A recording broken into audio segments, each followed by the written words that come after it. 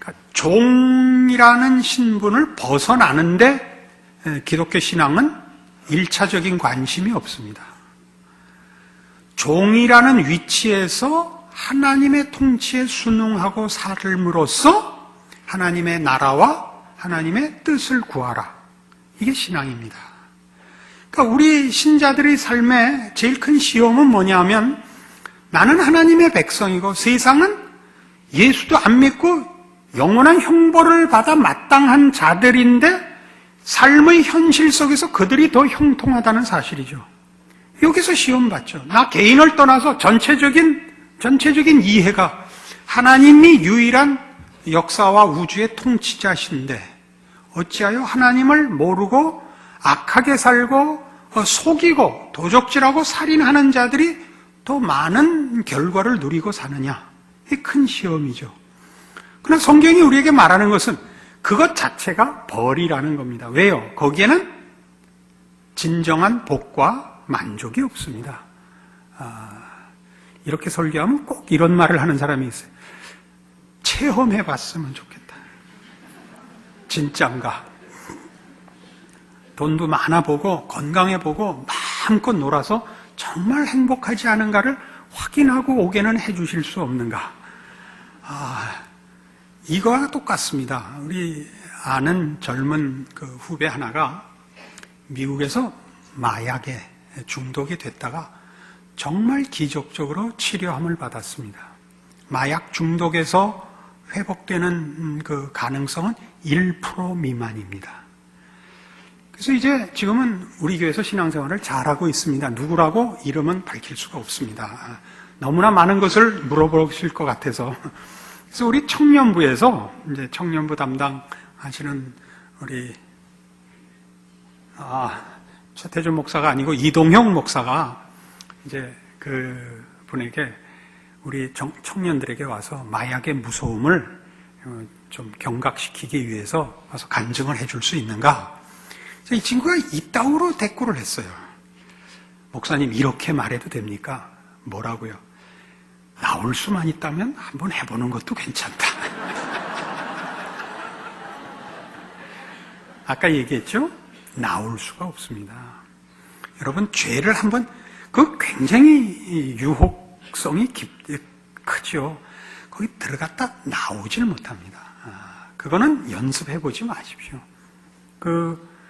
줄 없이 번지점프 치사하게 뭘 묻고 하느냐. 믿음을 가지고 난 그냥 뛴다. 이런 건 하지 마십시오. 그런 거는 그건 넌센스입니다. 지금 그 얘기를 하고 있는 것입니다.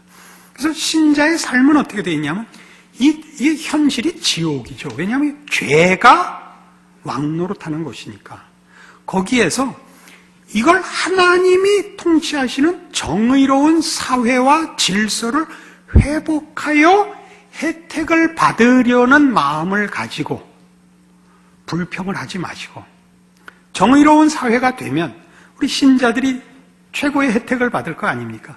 그렇게 신앙을 동원하고 하나님께 여러분의 그 신앙을 갖다 대고 우기지 마시고 이 썩고 부패하고 망해가는 곳에서 유일한 하나님의 통치를 순종하는 자로서 생명과 진리의 등불로 서 있으라는 겁니다. 종이든 가난한 자든 실패자든 세상의 눈으로 볼 때는 가치 없어 보이는 어떤 모습과 어떤 환경과 처지에도 보내진 곳에서 우리 믿는 사람 하나가 있으면 거기 불이 켜지라 말이죠. 하나님을 아는 지식, 하나님이 함께하는 넘쳐나는 생명의 향기, 영생과 복락의 증거들이 드러나도록 서 있으라는 거죠. 그게 하나님이 우리에게 요구하시고 행하고 계시고 채워가시고 만들어가시는 방법이며 하나님의 뜻입니다.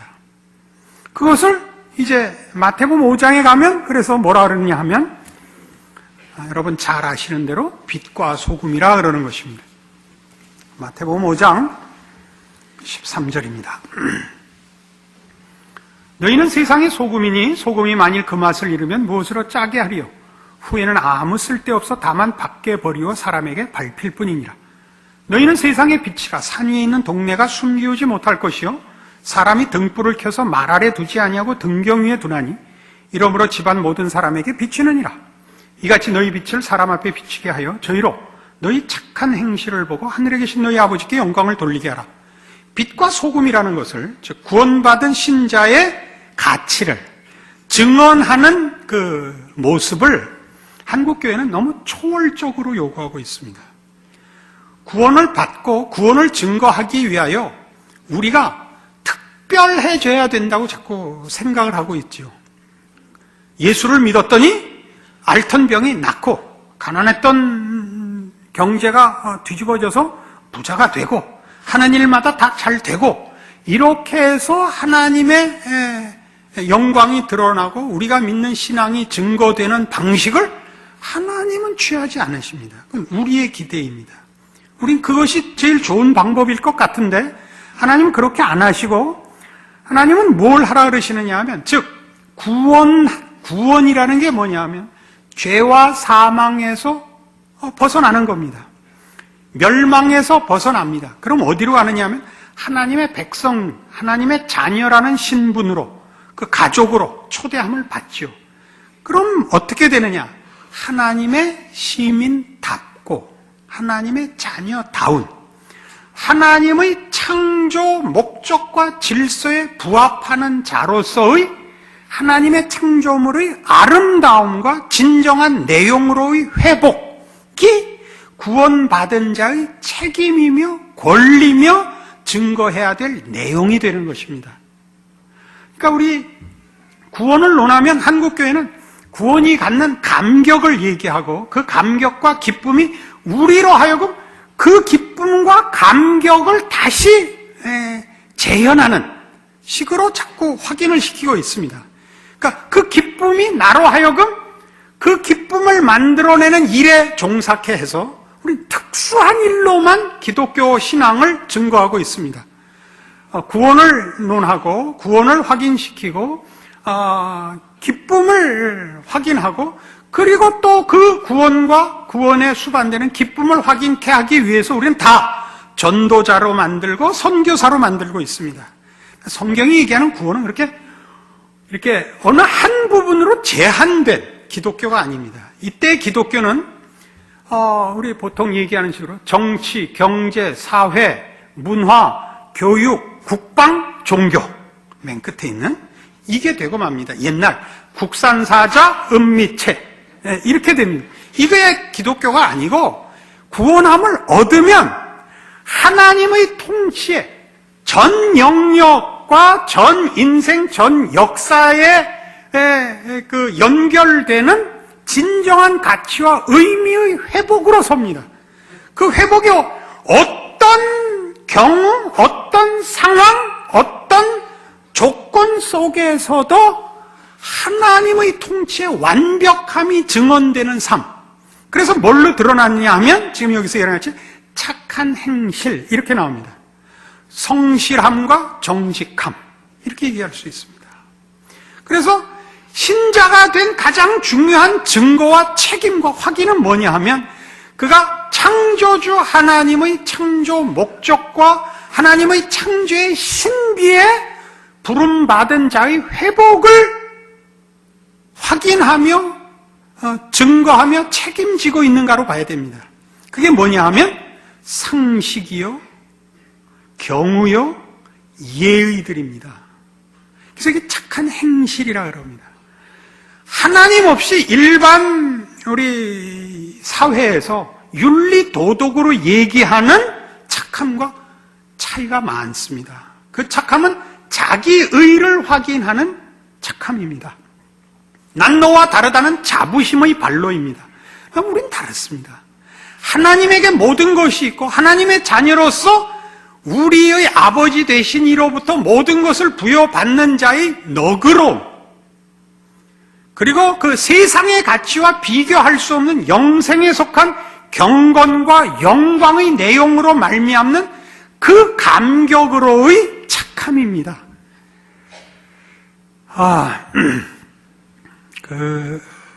미국에 가보시면, 미국은 인종 문제가 아주 커다란 사회 문제이죠. 예전에 데려다가 노예로 써먹던 시절은 좋았는데, 이제 인권이 공평하게 시행되고, 사회적으로 흑인 문제들이 커다란 사회적인 문제거리가 되고 있습니다. 교육을 잘 못 받아서 대부분의 흑인들은 다 어렵게 살고 또 범죄도 많이 저지릅니다. 왜냐하면 보이는 또는 보이지 않는 차별을 많이 당하고 있고 열악한 환경이 자자손손 이어지고 있습니다. 그 조건이 나쁘기 때문에요. 흑인들 중에 그 조건을 극복한 자들의 훌륭함은 이루 말할 수가 없습니다. 그 멋있는 건 또 백인은 도저히 못 쫓아가는 겁니다. 원래 까맣다 하얗다 갖고는 싸울 문제가 아니었는데 이제 흑인 쪽에서 보자면 처음에 왜 백인들한테 잡혀갔냐 하면 너무 놀래서 잡혀갔다는 겁니다. 껍질이 없는 것들이 나타나는 바람에 귀신들인 줄 알고 사람인 줄 모르고 다 기절해서 잡혀갔던 것입니다. 이제 정신 차리고 보니까 이제야 속았구나 이렇게 됐죠. 아더 애쉬라는 유명한 흑인 테니스 선수가 있었습니다. 지금은 작고했고 살아있으면 70 가까이 되었을 연배분인데 그 아버님이 이렇게 훌륭한 분이었습니다. 아시다시피 우리나라에서는 골프가 제일 사치스럽고 고급한 운동으로 치부됩니다마는 서구에서는 골프는 촌놈들이 제일 일반인이 하는 운동입니다. 그래서 칸츄리 클럽이죠, 다. 골프장은. 촌놈 클럽이다, 그런 뜻입니다. 직역하면. 칸츄리 클럽입니다. CC죠. 테니스가 고급 운동입니다. 테니스는 일반인들이 어지간해서 일반인들을 위해서 공원에 설치된 거 외에 개인 클럽엔 가입이 잘 안 됩니다. 가입비도 비싸고 얼마나 재는지 모릅니다. 그래서 아더 애쉬가 어렸을 때 테니스를 이제 훈련받을 때는 무한한 괄세와 어려움 속에서 선수로 커왔던 것입니다. 그러나 아버지가 늘 뭐라고 가르쳤느냐 하면 상대방이 너한테 어떤 무례한 일과 어떤 불합리한 일을 할지라도 똑같이 화내지 마라. 그것은 상대방이 못나서 그런 거다. 그건 내 잘못이 아니다. 너는 내 품위와 내 수준을 지켜라. 이거를 누누이 교육을 받아서 기독교인으로 또 신사로 컸습니다. 그래서 그가 얼마나 뛰어난 인격적 영향을 남겼냐 하면 뉴욕에 있는 US 오픈이 열리는 그 테니스 구장 이름이 아더 애쉬 기념 경기장입니다. 미국 국가대표팀 감독까지도 지냈습니다. 근데 그 사람이 선수 생활을 하던 시절에 테니스 선수 중에 악동의 원조가 있었습니다. 그 후에도 악동으로 일컬어지는 사람 많습니다. 이제 지미 코너스, 또 여러분 잘 아시는 존 맥켄러, 이거 다 악동들인데 그 원조가 누구냐면 체코 출신의 일리 나스타세라는 사람이 그 악동의 원조입니다. 라켓 집어 던지고 심판에 욕하고 인아웃 갖고 시비 걸고 싸우고 해서 누구나 시합하기를 싫어하는 대상이었는데 어느 중요한 대회에서 결승에서 아더 애쉬와 일리 나스타세가 결승에서 만났습니다. 근데 이제 아더 애쉬는 신사고, 일리 나스타세는 그때도 여전히, 이런 말을 설교 시간에 하는 걸 용서하십시오. 전혀 써본 적이 없는 표현인데, 실황 중계상, 지랄을 떨고 있는 겁니다. 그래서 한참 경기를 진행하다가 아더 애쉬가 심판에게 와서 기권을 하겠다고 말을 했습니다. 심판이 왜 그러는가?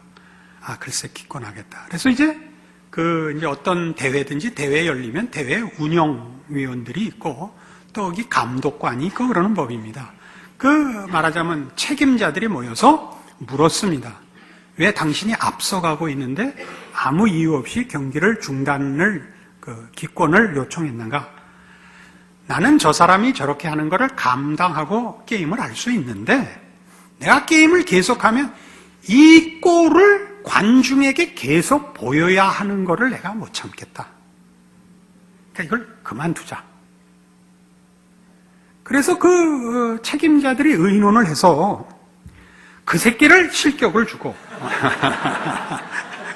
아더애쉬에게 우승컵을 줘버렸습니다. 이런 때 우리는 갑자기 감동하지 않습니까? 그게 신앙입니다. 이 아더애쉬나 그 심판위원들 같이 사는 것이 신앙의 보상이며 자랑이며 확인이며 우리가 할 일들입니다. 근데 우리는 지금 신앙상의 보상을 늘 시험을 받고 있는 거죠. 가치 없는 것을 놓고서 누가 더 많이 가졌느냐, 누가 더 유명하냐로 자꾸 하니까 우린 자꾸 도둑놈이 되는 거예요. 그러니까 주일마다 와서 그 기도하잖아요. 지난 일주일 동안도 도둑질 하다 왔습니다. 자꾸 반복하잖아요. 그러지 마시고 이제 여러분 늠름하게 내가 신자다. 신자로서 산다는 게 무엇이냐? 정직하고 성실하게 살겠다. 예의를 갖추고 상대방을 존중하고 상대방이 한 대로 내가 맞받아 싸우지 않겠다. 악으로 악을 갚지 않겠다. 선으로 악을 이기겠다. 그렇게 여러분 자리를 지켜 여러분이 있음으로써 여러분이 사는 시대와 사회가 망하는 것을 막으며 하나님의 은혜와 복주심이 증거되는 그런 귀중한 역할로 나의 존재와 인생이 있다는 것을 확인하시는 여러분의 신앙이 되시기를 바랍니다. 기도하십시다. 하나님 아버지 은혜를 감사합니다. 하나님은 우리 아버지시고 지금도 우리와 함께 우리의 인생을 사시며 지키시며 말씀하시며 복주시는 아버지십니다. 우리의 삶에 부족한 것이 없습니다. 우리는 오직 하나님의 통치와 거기에 순종할 책임이 있을 뿐입니다. 그리하여 우리들만이 가진 무한한 영광, 무한한 자랑, 그 생명, 의와 진리와 거룩을 펼쳐내는 복된 삶을 자랑하며 사는 책임을 놓치지 않도록 이제 오늘 말씀으로 우리를 붙들어 승리케 하여 주시옵소서. 지금은 우리 주 예수 그리스도의 은혜와 하나님 아버지의 극진하신 사랑과 성령님의 교통하심이 하늘 하나님의 자녀로 사는 자의 넉넉함과 복됨과 그 큰 책임을 확인하고 충성된 신자의 삶을 어떤 조건 속에서도 책임 있게 지켜가리라 약속하고 돌아가는 심령들 위해 영원토록 함께 있을지어다. 아멘.